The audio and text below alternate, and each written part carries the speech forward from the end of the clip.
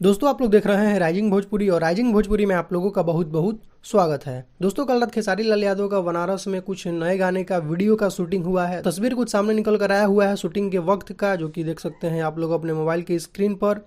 कई सारे तस्वीर हैं, अलग अलग गेटअप में खेसारी लाल यादव नजर आ रहे हैं और तस्वीर को दोस्तों देखकर ऐसा लग रहा है कि 2-3 गाने का वीडियो का शूट हुआ है।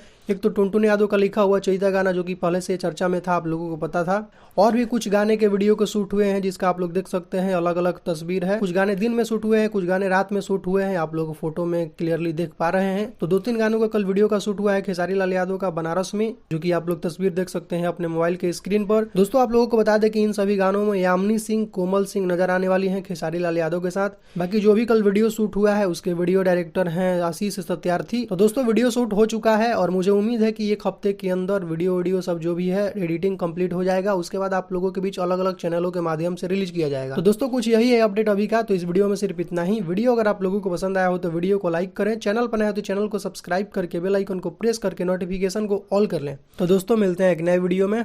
Thank you so much.